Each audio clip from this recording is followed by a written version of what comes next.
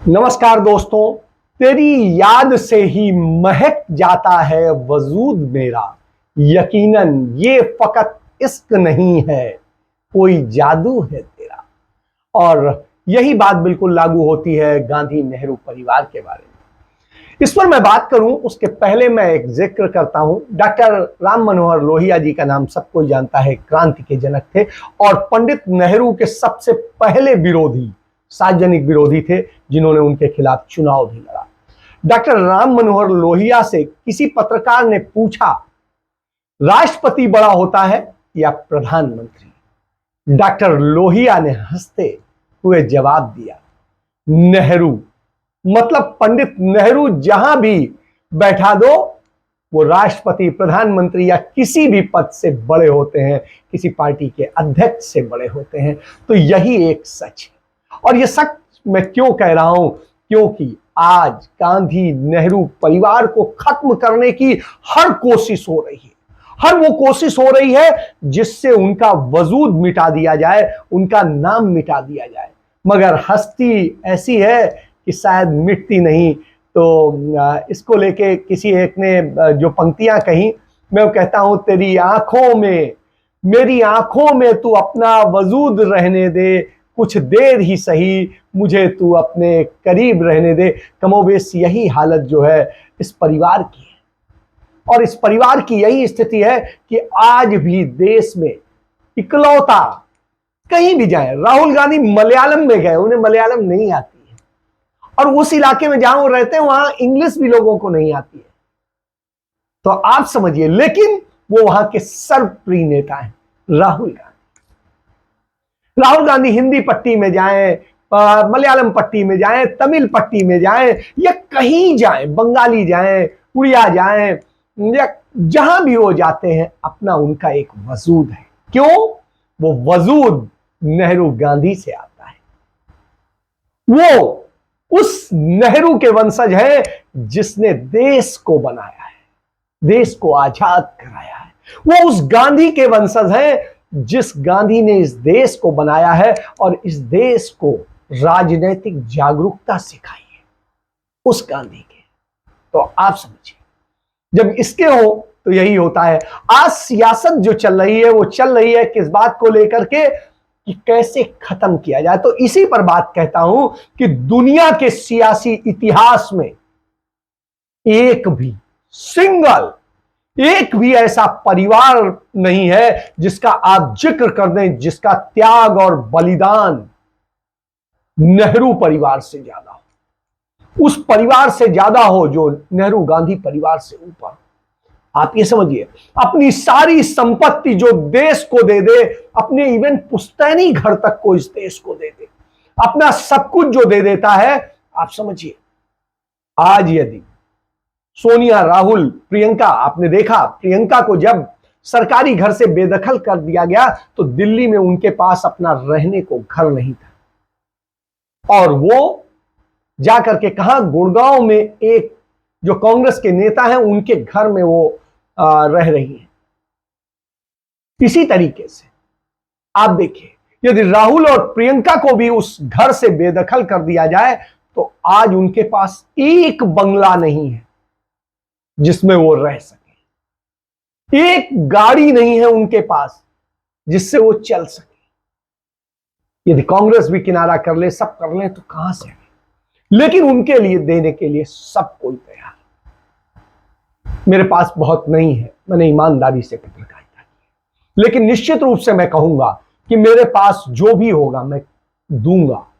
क्यों? क्योंकि उस परिवार का कर्ज अदा ही नहीं किया जा सकता है, न खून से किया जा सकता है, न किसी चीज से किया जा सकता है। और यही बात, और जब ये इतनी बात होती है कि वो कितनी स्थिति में थे और कैसे थे, इसको आप समझ सकते हैं। ताली बजाइए, कुछ बजाइए, कैसे बजाइए।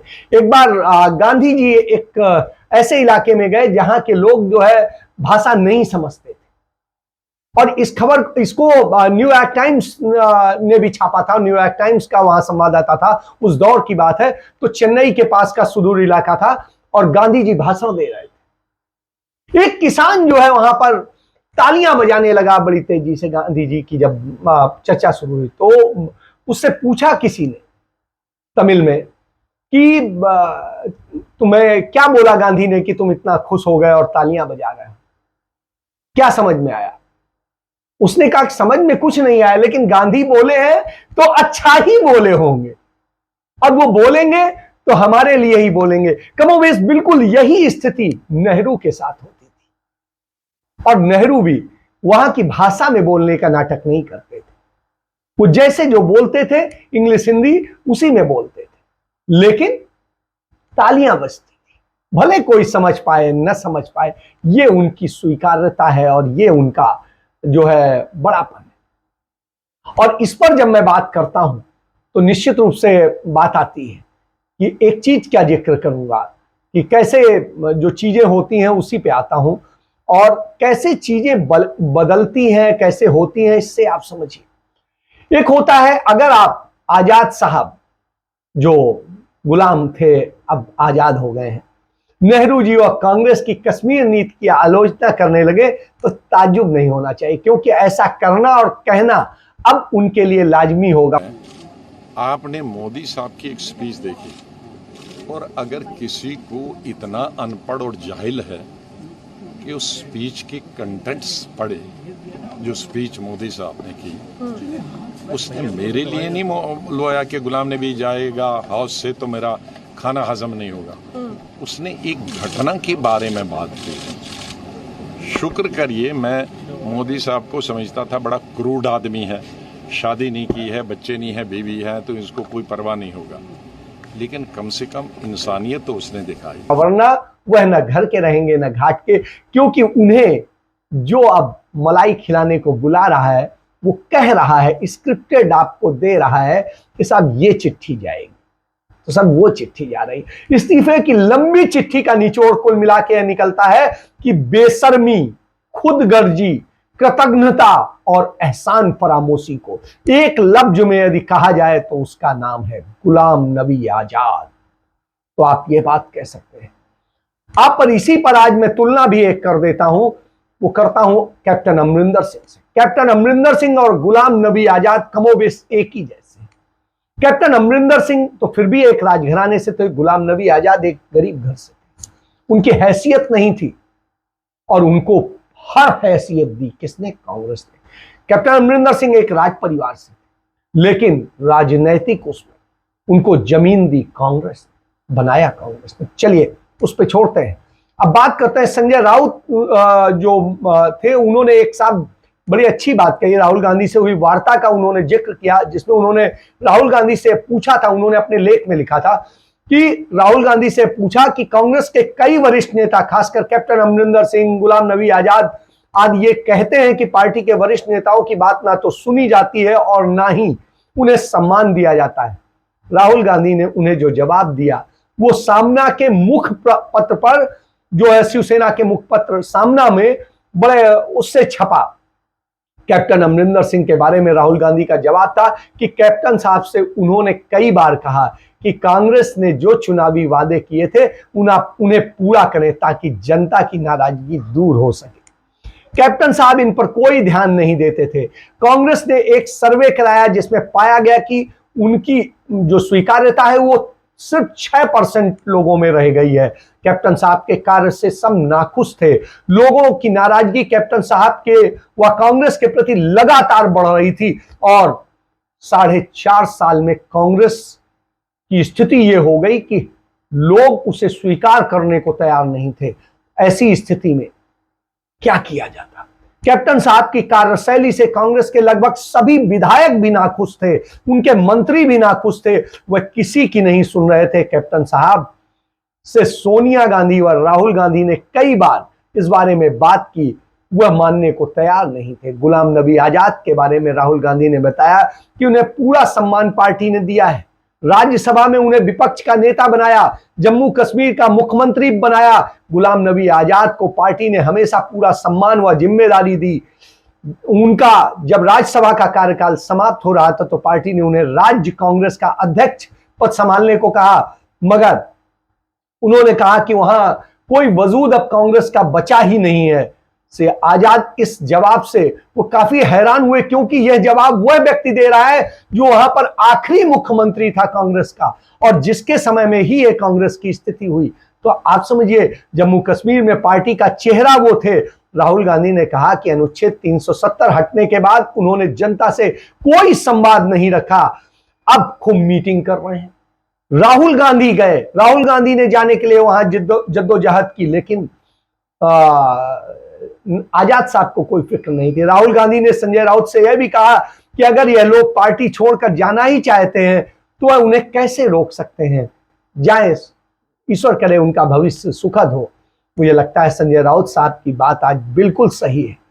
और स्थिति यह है कि गुलाम नबी आजाद 2019 में उसी कश्मीर से चुनाव हारे जहां से वो ये कहते हैं कि साहब कि कांग्रेस की ये है और वो है। तो आप इसके लिए एक लाइन में समझ लीजिए, हमारे एक मित्र हैं आर.के. जैन, वो कहते हैं, दमड़ी की हांडी गई, कुत्ते की जात पहचानी गई। ये पुरानी जो है लोक कहावत है, प्रचलित है। इसके साथ आपको एक और चीज बता, ये वही गुलाम नबी आजाद है जो बार बार कहते थे। तो इन परिस्थितियों में अगर कोई कांग्रेस लीडरशिप दे सकता है और लीडरशिप कोई कर सकता है, वो सिर्फ राहुल गांधी कर सकते हैं। और अगर कोई विपक्ष का रोल कर सकता है राष्ट्रीय स्तर पर, वो सिर्फ राहुल गांधी कर सकते हैं, और जो कि उन्होंने पिछले चंद सालों में दिखाया। 2019-20 तक कहते थे कि एक ही व्यक्ति है जो देश को बचा सकता है, कर सकता है, और देश में विपक्ष का चेहरा बन सकता है, देश में विपक्ष का नेता बन सकता है, और वो उसके लिए काम कर रहा है। उनके ऊपर किसी हार का ठीकरा फूंकना गलत होगा। बिल्कुल सही वो कहते हैं, क्योंकि आप याद करिए 1996 में जब चुनाव हुआ था उत्तर प्रदेश में विधानसभा का, गुलाम नबी आजाद उसके प्रभारी थे। उनके नेतृत्व में जब लड़ा गया तो पार्टी 33 सीट पर आके टिक गई थी। 33 विधायक हो गए थे, बसपा से उन्होंने समझौता करवाया, 33 पे आ गए। और उसके बाद में वो घटते घटते जब वो आकर के 22 पे आई, तब तक गुलाम नबी आजाद ही उसके प्रभारी रहे। तो आप समझिए उसके बाद में घटने का क्रम किसने किया। तो इस बात को समझने की जरूरत है, और इस बात को जब आप समझेंगे तो आप जानेंगे कि क्या स्थितियां हैं। तो इन सारी स्थितियों, और इसी तरह पंजाब की आप स्थिति समझेंगे। पंजाब में आम आदमी पार्टी आज 42% वोट के साथ में सबसे बड़ी पार्टी है, 92 सीटें हैं। कांग्रेस पार्टी के पास में 40%, 41% वोट हुआ करते थे, वो घट के अब 22.98% है। और कैप्टन अमरिंदर सिंह और भारतीय जनता पार्टी जो मिल करके लड़े, उसके बाद में उनको 6.67% वोट मिले, और भाजपा की भी सीटें घट गई और 2 ही रह गई। आप इससे समझिए, और खुद कैप्टन साहब सहित सारे हार गए। तो यह एक सत्य है। अकाली दल जो मुख्य विपक्षी बनने की भी स्थिति में नहीं था पिछली बार, उसके अब की बार तो 4 ही सिर्फ सांसद रह गए, उसमें भी 11 उनके घट गए। तो सबके घटे हैं, कांग्रेस के सबसे ज्यादा घटे हैं। लेकिन फिर भी कांग्रेस मुख्य विपक्षी दल की हैसियत बरकरार रखने में सक्षम है। लेकिन गद्दार कौन है? आप कश्मीर की स्थिति देख लीजिए। जुलाई 2022 में ही कांग्रेस पार्टी ने गुलाम नबी आजाद के साथ चर्चा करने के बाद में फैसला किया कि जम्मू कश्मीर में मुख्यमंत्री पद का जो चेहरा बनाया जाएगा वो गुलाम नबी आजाद को बनाया जाएगा कांग्रेस का। और आप ठीक है करिए, और उन्हीं के लोगों को ही अध्यक्ष और दूसरे पदों पर बैठाने की बात हो गई। और उसके बाद में, इस बात के बाद में राहुल गांधी ने इस पर टीम से चर्चा करने के बाद में घोषणा करवाई। निश्चित रूप से सोनिया गांधी ने कहा कि ठीक है, और उन्हें जिम्मेदारी दी गई किसकी? कैंपेनिंग कमेटी की। और जहां कहीं भी मुख्यमंत्री जो व्यक्ति बनता है, सामान्य तौर पे वो कैंपेनिंग कमेटी का अध्यक्ष होता है, क्योंकि वहां का जो प्रदेश अध्यक्ष और सारे प्रभारी सबको ही उसको रिपोर्ट करते हैं।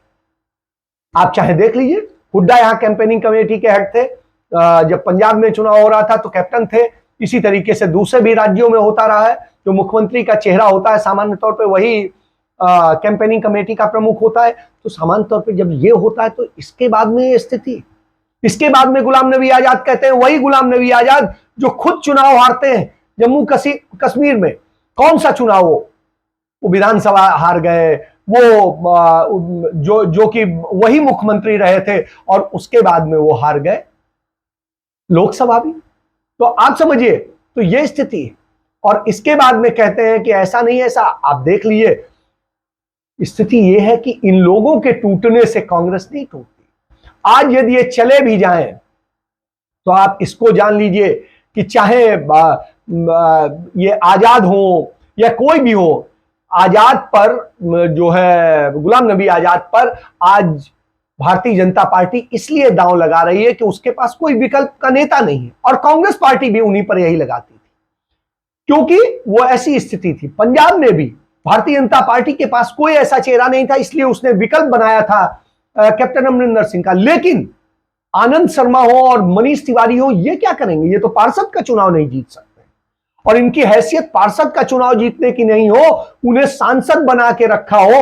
आप समझ सकते हैं, सिर्फ कांग्रेस का टैग है जो उन्हें इस जगह खड़ा किए हुए। और गुलाम नबी आजाद राहुल गांधी के जिस 2013 के अध्यादेश फाड़ने का जिक्र करते हैं अपनी 5 पेज की चिट्ठी में, 2 पेज, पौने 2 पेज तो वो जिक्र करते हैं अपनी कि हमें कांग्रेस ने ये दिया, ये दिया, ये दिया, ये दिया। तो साहब, जब सब कुछ दिया तब फिर क्या है? आपने ही कांग्रेस को जम्मू कश्मीर में इस काबिल नहीं छोड़ा कि वो आपको वहां राज्यसभा सदस्य बना के वहां से भेज दे। और यदि आप बात करेंगे कि उसकी, तो आप ये समझिए कि आपकी स्थिति यह है कि जब राहुल गांधी ने 2013 में अध्यादेश फाड़ा था तो किसानों के लिए फाड़ा था, किसानों की बात के लिए फाड़ा था, और यह कहा था कि नहीं, ये किसानों के साथ अन्याय है। और इसलिए क्योंकि वो गए थे यूपी में, वो बंद हुए थे पुलिस के हिरासत में। तो आप समझिए, जब यह हुआ था, भट्टा परसौल की बात आपको याद होगी, इस कारण उन्होंने विरोध किया था और उन्होंने उन्हें हक दिला के रहे। भूमि अधिग्रहण बिल वही लाए जिसके बूते आज किसानों को, सबको अपनी संपत्ति सरकारी या किसी उसमें अधिग्रहित होने पे 4 गुना मार्केट से दाम मिलता है। आज उसके लिए धन्यवाद करना चाहिए उन लोगों को, तो आप उन्हें गाली देते हैं। और जब उन्होंने ये किया था तब आजाद साहब क्या थे? उस समय केंद्रीय स्वास्थ्य मंत्री थे। आप उसी समय विरोध कर देते, उसी समय कुछ बोल देते, लेकिन तब आपके पास पद था, तब तो आप हां में हां मिला रहे थे। साहब, ये स्थिति है।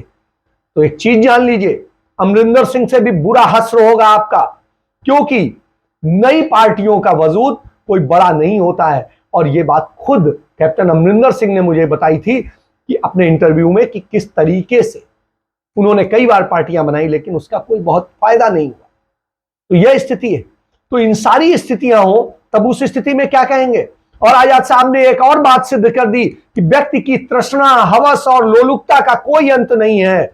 व्यक्ति को कितना भी कुछ मिल जाए पर वह कभी संतुष्ट नहीं होता, और ज्यादा पाने के लालच में किसी बहाने से अपनी आत्मा व गैरत को भी बेच सकता है। और आपने वही बेचा है, क्योंकि आप ही थे जो राहुल गांधी को सबसे बड़ा विकल्प बताते थे।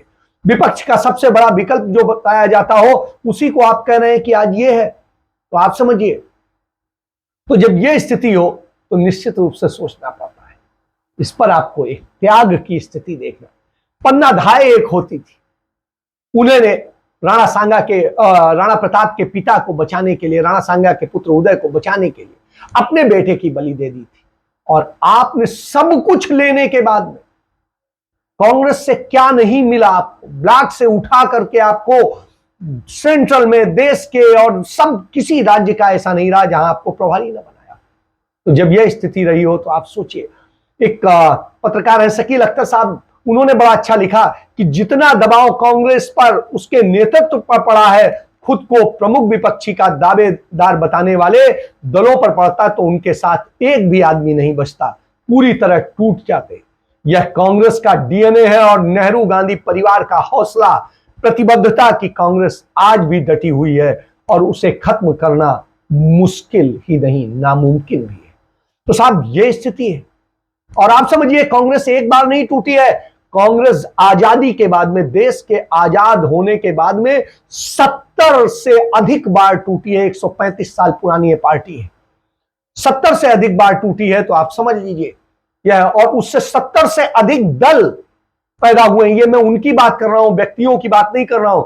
इससे जो दल बने, 28 दिसंबर 1885 को यह पार्टी बनी थी और उसके बाद से लेकर ये लगातार धर्मनिरपेक्षता इसकी विचारधारा है।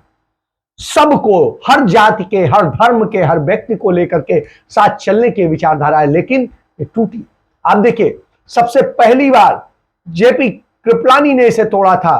कौन कौन से लोग, तो आप ये देखेंगे, इससे अलग होकर के आज की यदि बात कर लीजिए तो इससे अलग होकर पार्टी बनाने वालों की सूची इतनी लंबी है कि आपने प्रणब मुखर्जी इससे टूटे थे, अर्जुन सिंह टूटे थे, माधवराव सिंधिया टूटे थे, नारायण दत्त तिवारी टूटे थे, पी चिदम्बरम टूटे थे, तारिक अनवर टूटे थे, ऐसे ही तमाम सारे लोग टूटे। उसके बाद ममता बनर्जी टूटी, शरद पवार टूटे, जगन मोहन रेड्डी टूटे, मुफ्ती मोहम्मद सईद टूटे, और जयप्रकाश नारायण हो या लोहिया, सब टूटे।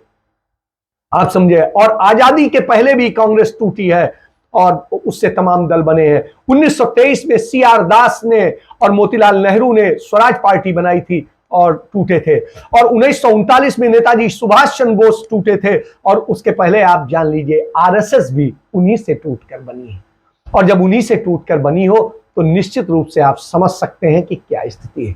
आजादी के बाद 1951 में सबसे पहली बार टूटी, जब जेबी कृपलानी इससे टूटकर अलग हुए। और इस तरह फिर 1956 में सी राजगोपालाचारी जो नेहरू जी के समधी थे, वो टूटकर उन्होंने इंडियन नेशनल डेमोक्रेटिक पार्टी बनाई। और उसके बाद में तो इस तरह से टूटने, फिर 1959 में बिहार, राजस्थान, गुजरात, उड़ीसा और इन सब जगह कांग्रेस टूटी। 9 राज्यों में फिर जो है इस तरह से होते होते 1964 में केएम जॉर्ज ने केरल कांग्रेस बनाई। 1967 में चौधरी चरण सिंह ने कांग्रेस से अलग होकर के भारतीय क्रांति दल बनाया। और इसके बाद तो आप ये समझिए, फिर 12 नवंबर 1969 को कांग्रेस ने इंदिरा गांधी को भी पार्टी से बाहर कर दिया और अलग, तब इंदिरा गांधी ने कांग्रेस आर बनाई और इस तरीके से हो गया। तो आप समझिए कि ये इतने बार टूटी है, फिर भी उसका वजूद है कि मिटता नहीं। तो आप समझिए कि यदि आप ये देखते आ रहे हैं कि जिस तरीके से स्थितियां हैं, फॉरवर्ड ब्लॉक हो वो भी उन्हीं से ही टूट के बना, किसान मजदूर प्रजा पार्टी थी वो भी उन्हीं से टूट के बनी। और अब जिनके हम नाम गिनाएंगे तो अब हद हो जाएगी। देश की आजादी के पहले हो या आजादी के बाद, देश की आजादी के बाद 70 से अधिक पार्टियां टूट करके बनी हैं। और देश की आजादी के पहले ये भारतीय जनता पार्टी जो देख रहे हैं, आरएसएस देख रहे हैं, वो भी उससे टूट के बनी थी। तो इस बात को आप जान लिए कि कांग्रेस सभी दलों की मां है और जो मां के साथ में धोखा करता है उसको मां कभी जो है आशीष नहीं देती। और आज वही है स्थिति। तो गुलाम नबी आजाद जाए या कोई और जाए, जिसको जाना है जाए, अपने वजूद को देख ले। जो गए हैं दूसरी जगह, उनकी हैसियत क्या हुई। और आज तमाम सारे नेता जो टूटे हुए खड़े हैं, कई जगह कुछ मलाई खा रहे हैं, लेकिन उस मलाई का आप समझिए वो वास्तव में गुलामी की मलाई है। कांग्रेस में आप बोल सकते हैं अपने नेतृत्व के खिलाफ, पार्टी से नहीं निकाला जाएगा चाहे जितना बोलते रहे। लेकिन दूसरे दलों, कोई एक सिंगल दल बता दीजिए इस देश के अंदर और हो जिसमें आप पार्टी के शीर्ष नेतृत्व के खिलाफ हमला करते हो और वो आपको क्षमा करता रहता, कहीं ऐसा नहीं। अब कांग्रेस पार्टी के अध्यक्ष पद के चुनाव की घोषणा हो चुकी है। लेकिन इसके साथ बताऊं कि गांधी नेहरू परिवार पिछले 35 साल से इस देश की सत्ता में नहीं है। और जो 34 साल से सत्ता में ना हो, जिसने कोई पद ना लिया हो, आप समझिए, जिसने एक भी सत्ता का पद ना लिया हो, उसको आप क्या कहें?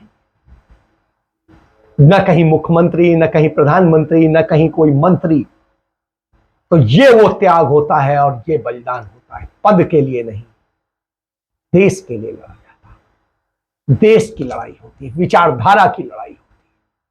सत्ता पाना जो है लक्ष्य नहीं है, सुचिता के साथ सत्ता पाना लक्ष्य, और वही होना चाहिए।